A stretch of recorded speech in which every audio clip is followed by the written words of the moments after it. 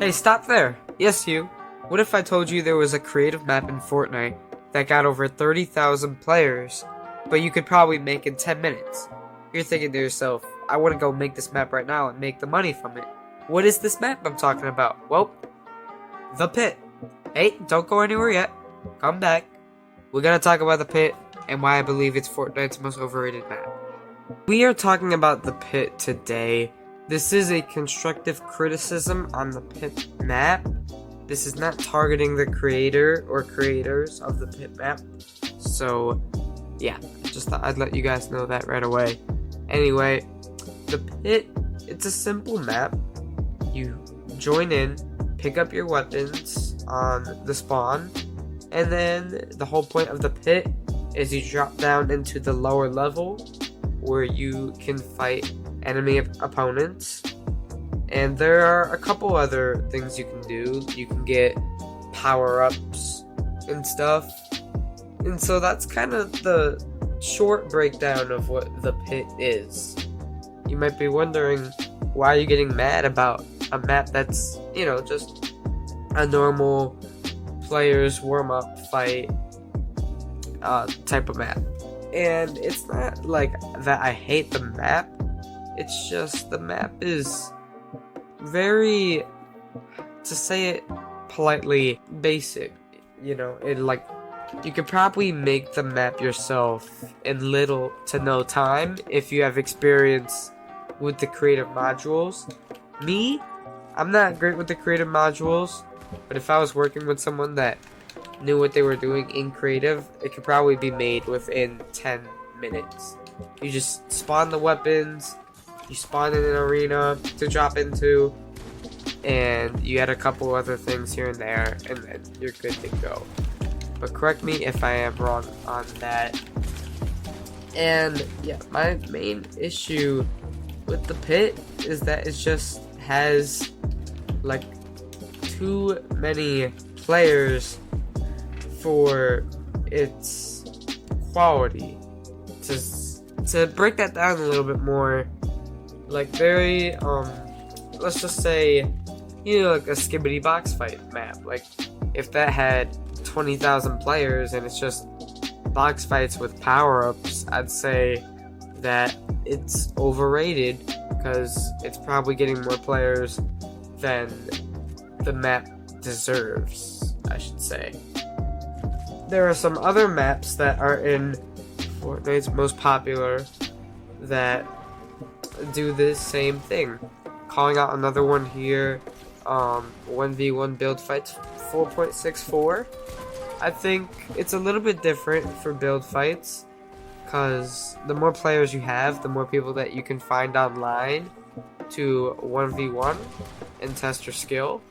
But the map itself is very, very basic.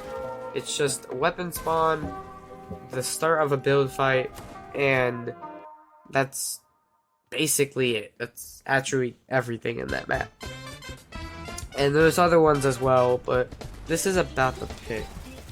The pit has over double the players of that 1v1 build fight map, so it's obviously loved by the community, or at least by a good amount of player base. And yeah, like I said earlier, I do not hate the map. I just feel like it gets too many plays. Like imagine just a couple thousand of the people from the pit went to a map that they never tried before and they end up really liking it. I'm not gonna sit down and give you my top Fortnite maps because I really don't have any, but there are a lot of talented creators in the Fortnite creative community that make really, really cool maps, and their maps kind of just get hidden from, the pit. I've seen the Pit Zero build, a version that has the same thumbnail and everything, but isn't the original creators.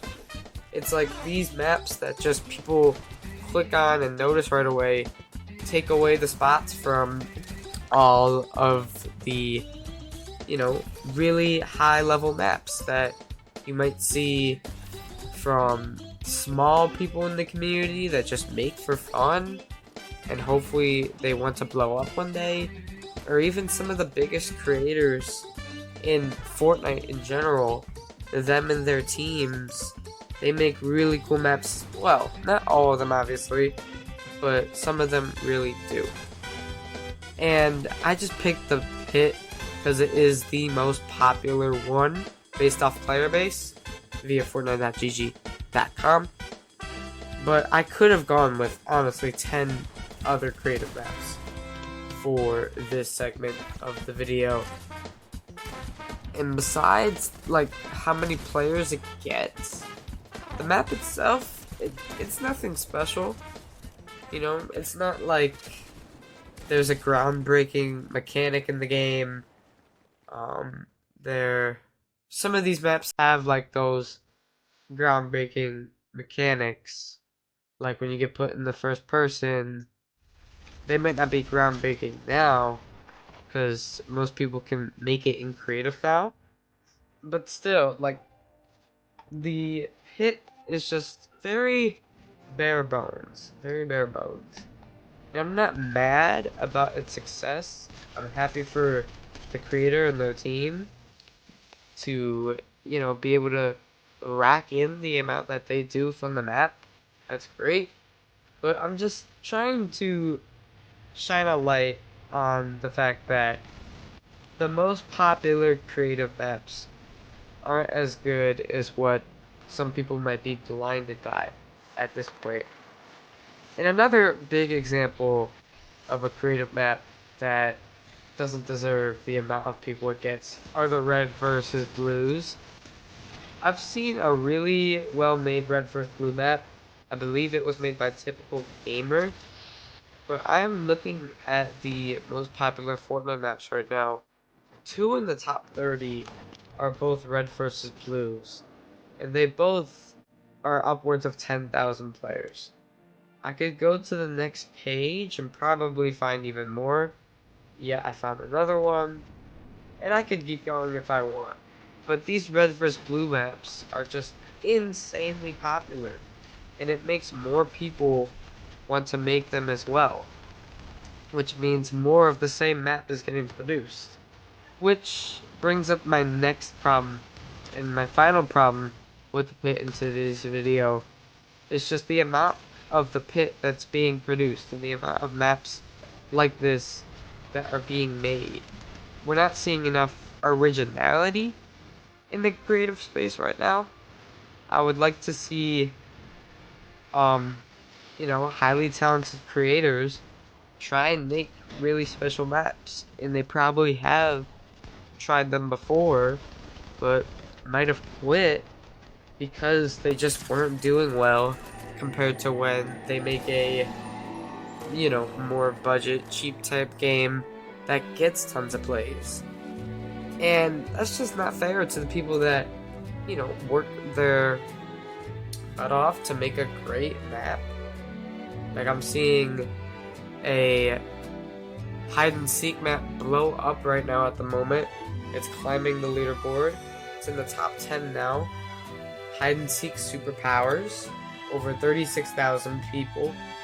So it's very simple to make a viral Fortnite map. It feels like now. It feels like if you can get like a good thumbnail, like it feels like YouTube making a thumbnail, right, for a video. If you can make a catchy thumbnail for the creative map that people want to click on, it'll likely do good. Like, for example, the RGB hide and seek. Like, it's a very clean thumbnail. Super powers in the title, superheroes in the name. Very clickable. Same with the Pit, where you know what you're getting from that title alone in the thumbnail. You look at it, you know what you're getting. You know you're going to be getting a fighting map. You can see by the players that it's a trustworthy map that's not like broken or doesn't have good guns or anything if there's that many players. So you just hop in and play it. And I think that's where I want to leave off on today's video. Now, like I said earlier, I'm not calling out the people who made the pit. I'm happy for them and the success that they got from the pit, but I'm more or less shining a light on the fact that as a Fortnite community, we should try our best to push out really good maps. I don't know how we'll do it. I don't know when it will happen, but I just feel like as a community, we should try to give the really long, super high level maps their credit. And that's where I'm going to leave off. Thank you guys so much for watching, and I'll see you guys in my next video.